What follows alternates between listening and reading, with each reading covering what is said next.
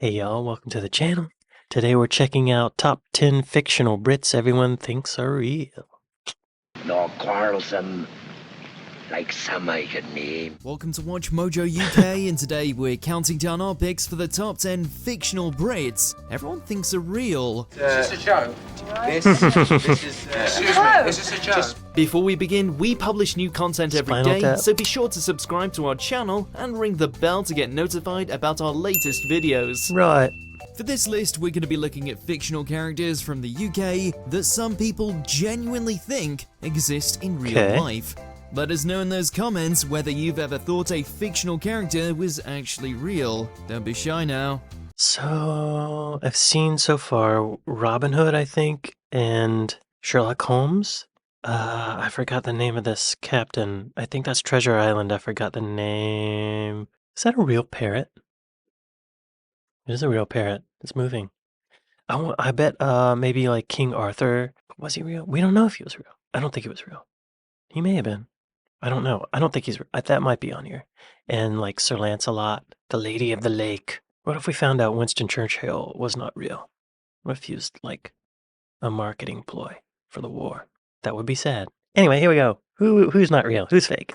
Number 10, Blackadder. The rain beats down so hard, it makes your head bleed. So some sort of hat is probably in order. Yes, bafflingly, a survey reported in 2011 declared that 20% of those surveyed thought Blackadder was based on a real person. Really? This is despite the fact that every series of Blackadder not only It's in a moves different time period, time. but brings back most of its core characters and cast. So, not only would Blackadder have to be real, but so would everybody else, including Baldric, horrifyingly. Baldric, does it have to be this way? It's true that there are many real figures who appear in Blackadder, notably Elizabeth I and the Duke of Wellington, but Blackadder himself was fictional. However, Blackadder is a real name, and some real-life Blackadders have found themselves the subject of ridicule for their fictional counterparts. No, must be a breakdown of communication. Okay. At first I thought, how could anybody think Blackadder was a real person? But when they mentioned that the show they did have real historical characters, I could kind of see how it would fool people. I didn't know Blackadder was his name. Blackadder's a person's name? Oh, it's a last name. Okay. Or a surname. Okay. 20% of people surveyed thought he was real. That's a testament to Rowan Atkinson's acting. He's a good performer. He's good. It's funny.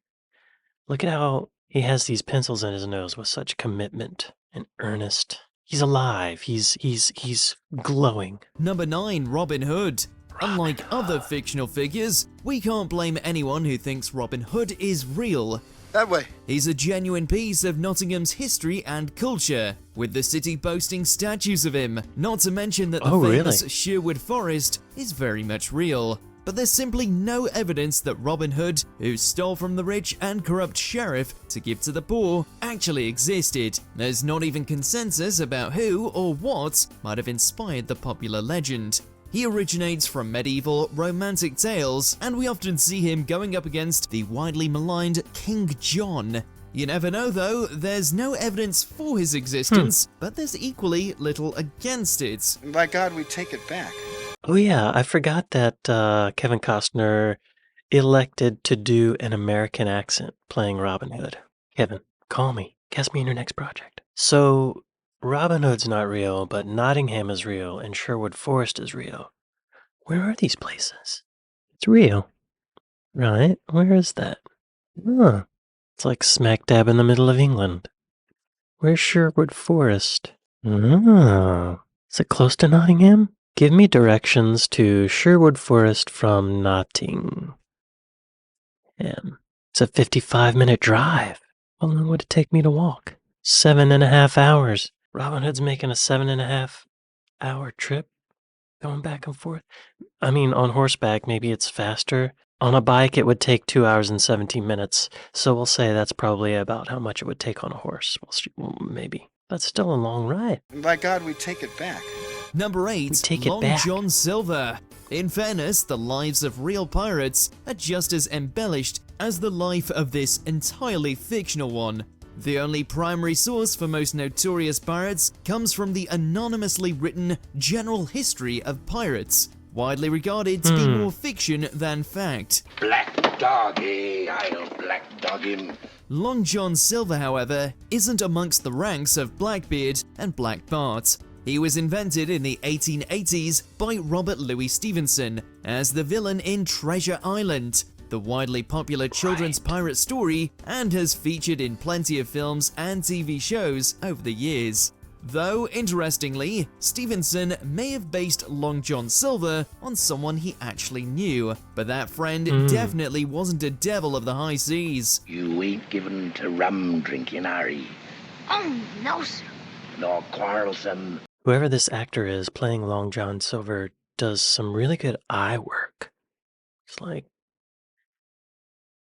maybe a little over the top, but it makes it more terrifying. Who is this actor? Robert Newton. That's him. He was in Around the World in 80 Days. Alfred Hitchcock Presents. He was in Blackbeard the Pirate as well. Les Mis. Yeah, if someone told me Long John Silver was real, I would have believed him. But I really, he doesn't occupy any space in my brain. Number 7, Miss Marple. Agatha Christie remains one of the most famous and prolific British writers in history, and her influence on the murder mystery genre can't be overstated. She's so influential, in fact, that some of her most famous characters are believed to be real by some. Chief among them is Miss Marple, the elderly amateur detective with a knack for solving the confounding crimes she happens to stumble across. But there's a kernel of truth in every story, and she may have been inspired by Christie's grandmother. Similarly, there are people who believe Christie's other world-famous detective, Hercule Poirot, was a real person, though remember, he's Belgian. I've never read an Agatha Christie book. I've never heard of Miss Marple. There's an agathachristie.com with a page that says facts about Miss Marple. She appeared in 6 short stories, 12 novels, 20 short stories. That's a lot. Even a fictional character, if they're in all these stories so much, you could see how it could leak into the zeitgeist that she might be a real person. Oh, and this is the guy in the train one, right? The train one. You know what I'm talking about. Number 6, Ellena Rigby. Many songs by the Beatles take inspiration from real events. She's Leaving Home from Sgt. Pepper was based on a teenager called Melanie Coe, for instance. But this isn't the case for Ellena Rigby. Ellena Rigby wasn't even a real name the Fab Four saw somewhere and stole, though the name does appear on a real gravestone in Liverpool. That's what I thought. Paul McCartney has said that he simply wanted to write a song about someone called Eleanor because he liked the name, and that Rigby was another name he liked. He said he'd never even seen the grave. McCartney has said, however, that the song was inspired by the general lonely people he encountered in Liverpool. So, Paul McCartney wrote a song called Eleanor Rigby, and it turns out that there was someone named Eleanor Rigby, but he didn't know about it. Y'all, Paul McCartney is a psychic medium or some kind of connection to the other side, because I hear stories about that kind of thing all the time. Also, Eleanor Rigby, the beloved wife of Thomas Woods and granddaughter of the above, died October 19th. They're actually talking about his friendship with Paul McCartney. Right as they're doing the interview of Carl Perkins and they're talking about Paul McCartney, the phone rings, like the intercom at his house, and his wife says, "Hey, Paul McCartney's on the phone." So they were just talking about Paul McCartney, and Paul McCartney calls him. And Carl Perkins says, "Now, if this boy doesn't have access to the other side, I don't know what," or something like that. Anyway, I can't find the interview, but it's kind of creepy, but interesting. Number 5, Dame Edna Everage. I used to think she was real. Perhaps one reason Dame Edna is so convincing as a character is simply that she's been around for such a long time. The man behind her, who's actually Australian incidentally, debuted her all the way back in the 1950s. This Whoa. means you have multiple generations of Brits who have been raised with the figure of Dame Edna, always played by Barry Humphries in Wow. British pop culture. So it's no surprise people think she's a real, eccentric woman who was made a dame by the Queen some points before they were born. She's been a fixture of the British comedy scene for an incredible 70 years. Yeah, I remember thinking she was real and being surprised to find out that, first of all, she was a man, but that also every interviewer I've seen of her has been in animation. She's drawn. They draw her in. It's a special effect. Just kidding. That was dumb. Yeah, guilty. I thought she was real for a while. Number 4, Spinal Tap, arguably the most famous rockumentary to ever exist. This is Spinal Yes. Tap is so compellingly written and acted that it's easy to think they're a real band, despite all the ridiculous things that happen to them. The spontaneous combustion of their drummer, for instance. Right. Spinal Tap is based vaguely on self-important British metal bands of the 70s and 80s, but not a specific one. But not only are Spinal Tap not real, they're also, shockingly, played by Americans. Perhaps more surprisingly, those comedians went on to have musical careers. It's a testament to how good their improv and accents were that they could pass themselves off as British posers. Yeah. Oh my god. I could totally see why people would think that they were real, because they're so convincing. They really are. I saw an interview with the director who's in it. The director whose dad is a comedian. Rob Reiner. And he said that while they were filming it, people around them thought they were real. They thought they were real rock stars that they had just never heard of. People like on the street. And I think there's an extra, or there's a guy in the film. There's a scene where the band is walking around trying to get to a stage. They're like at some concert venue, and they're lost backstage walking around in circles, and they meet this janitor back there, and the janitor tells them which way to go. I think that janitor was actually a real person. I mean, he was definitely a real person, but he actually worked at the venue, and he said that really happens all the time. So he didn't think it was that funny. I might be making that up, or I might be remembering that wrong, but I think that's how it went. They would have been more successful if their album was recorded in Dublin. Number 3, the Lannisters and Starks. Gods have seen fit to make it so. Even though the books and TV show are full of hallmarks of the fantasy genre, dragons for instance, there are Right. people out there who are convinced that Game of Thrones has a basis in fact. And throughout the lifespan of the show, many articles popped up trying to identify which genuine historical figures inspired George R.R. Martin. Was it the other way around? It is true that it takes some extremely loose cues from the Wars of the Roses, in which Richard III of York was ousted by the Lancastrian Tudors, but there definitely weren't any dragons. Even Kit Harington has said he's met people who think you need to know English history to enjoy the show. Don't think too much, man. At first, when they mentioned this, I thought, no way people think this is real because of dragons. But now that I think of it a little more, it was based on the War of the Roses, and even the map that they show at the beginning of every episode, it looks like a map of Britain, and Europe. And there are a lot of aspects of the show that look like historical recreations. Other than dragons and dire wolves and white walkers, tree people, magic, witches. Number 2, Sherlock Holmes. So you're free this evening? Absolutely. Dinner? Wonderful. Undoubtedly, Sherlock Holmes is the most famous detective in the world, and has been a feature of British pop culture since the 1890s. Sorry, Miss Marple.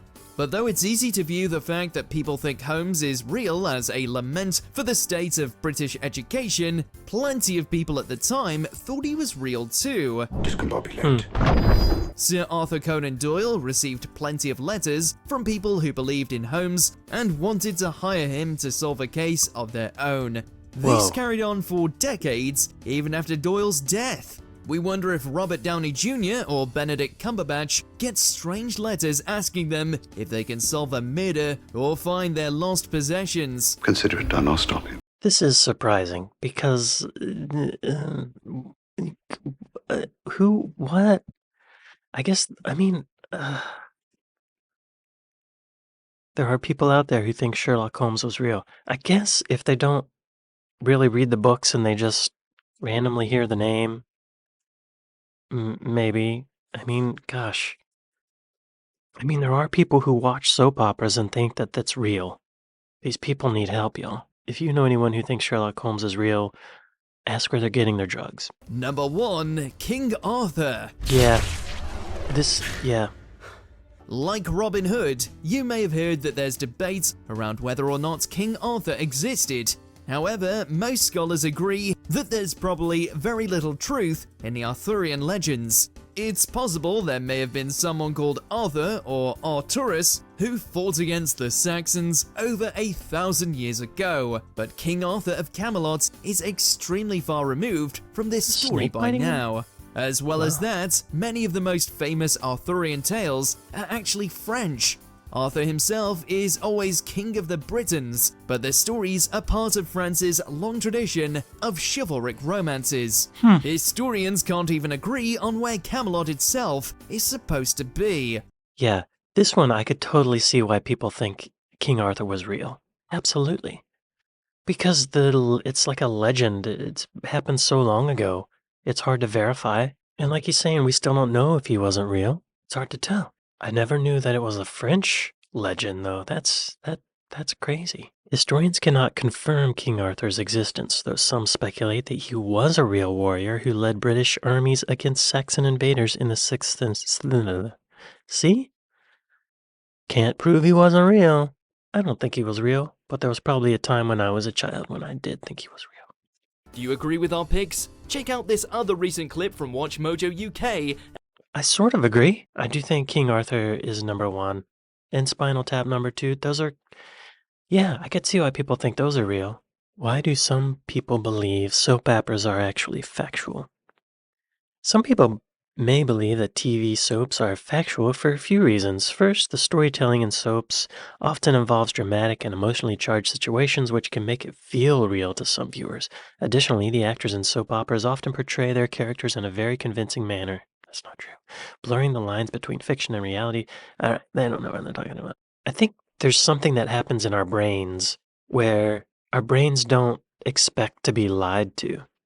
Our brains haven't evolved to totally understand entertainment and what it is. Consciously we do, but subconsciously we don't. So maybe that's why we believe fictional characters are real. We want to believe they're real. We want to believe these things really happened. Anyway, wow. Yeah, interesting video. Thank y'all for watching this video with me, and be sure to pick up a mug, and I'll see you next time. Later.